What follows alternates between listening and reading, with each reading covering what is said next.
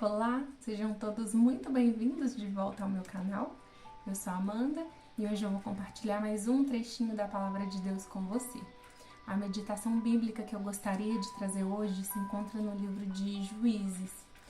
E só para contextualizar, antes de entrar no devocional em si, Juízes, ele é um livro que não se sabe muito bem quem é o autor, e ele se passa depois que Moisés guia o povo pelo deserto na peregrinação em busca da terra prometida, Canaã, e depois que Josué já estabelece o povo, já faz a divisão da terra conforme o Senhor o havia orientado.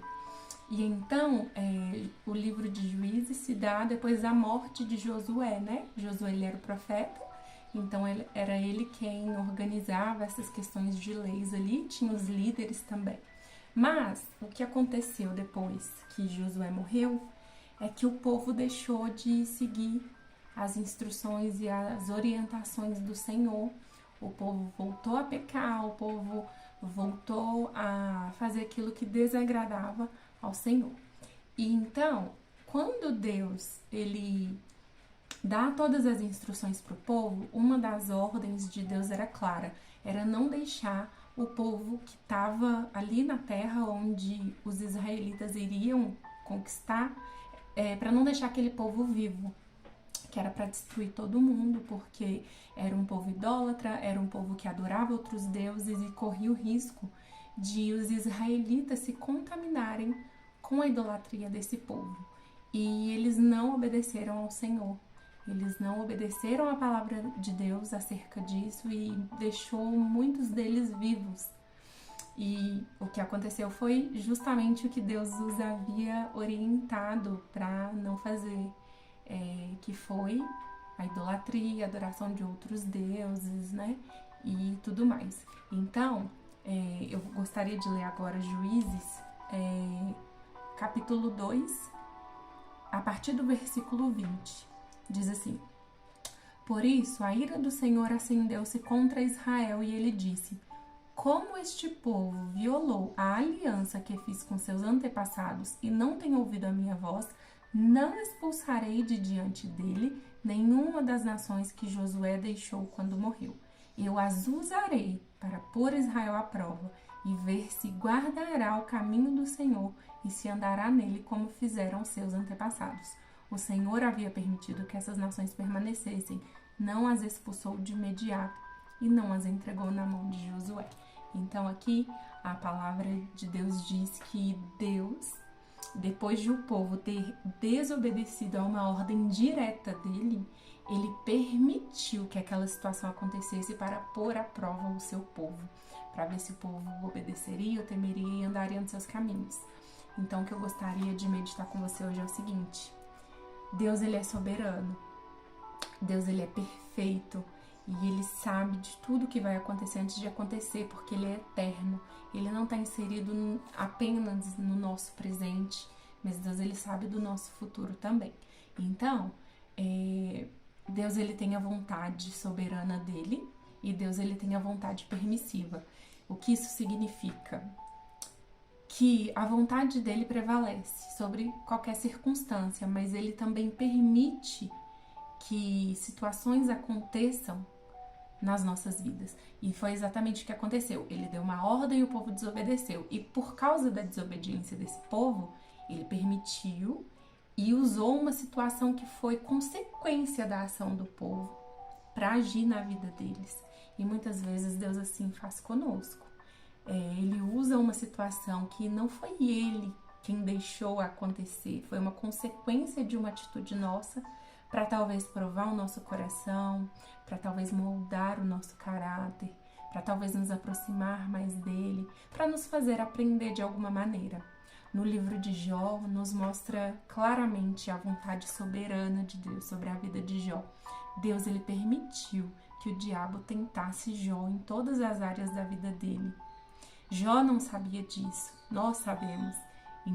Jó, eu costumo brincar que Jó não tinha o livro de Jó para ler sobre o que aconteceria com ele. Nós sabemos o que aconteceu e que foi permissão do Senhor. Então, quando acontecem circunstâncias nas nossas vidas, nós temos duas opções: ou culpar o Senhor, poxa Deus, por que o Senhor deixou isso acontecer? Eu sou sua filha, eu te sirvo, eu te obedeço, e questionar o Senhor porque Ele deixou isso acontecer, ou então parar e tentar entender: Senhor, o que o Senhor quer me ensinar com isso? Senhor, o que eu posso tirar dessa situação? Como eu posso glorificar o seu nome através dessa situação? Como eu posso render glória? Como eu posso fazer o seu nome ser conhecido através dessa situação? Eu sei que é fácil falar, não é fácil viver, mas eu sei também que o resultado disso é poderoso, porque torna a nossa fé mais firme, torna a nossa confiança e a nossa dependência em Deus inabaláveis. E depender de Deus de uma maneira tão profunda assim nos torna inabaláveis. Não importa o que aconteça, a gente sabe que é o Senhor quem nos sustenta, que é o Senhor quem nos guarda, e que algumas situações sim é Ele quem provoca na nossa vida, mas outras situações Ele permite acontecer para nos moldar, tal como vasos na mão do oleiro, né? A Bíblia faz essa referência que nós somos vasos de barro na mão do oleiro, que é o Senhor, e que ali Ele pode nos moldar da maneira que Ele quiser. E esse processo, ele nem sempre ele é isento de dor, de desconforto.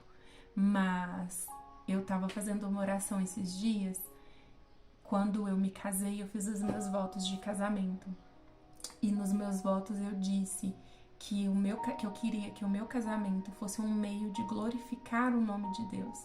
E aí, esses dias, quando eu estava orando, eu me lembrei dos meus votos. Eu falei: Deus, eu fiz esse voto, esse compromisso diante do Senhor, diante da minha família, diante dos meus amigos, e eu quero honrar com esse voto. Então, não importa se para glorificar o seu nome, talvez eu vou ter que passar por uma situação indesejada, se para glorificar o seu nome, talvez eu vou ter que me calar quando a minha vontade é falar, se para glorificar o teu nome, eu vou ter que passar por um desconforto que eu não quero passar, que assim seja feito, porque foi para isso que eu nasci.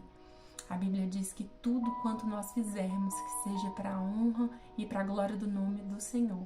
Então, que você possa pensar nas circunstâncias da sua vida, de que maneira você pode glorificar o nome de Deus através das suas circunstâncias.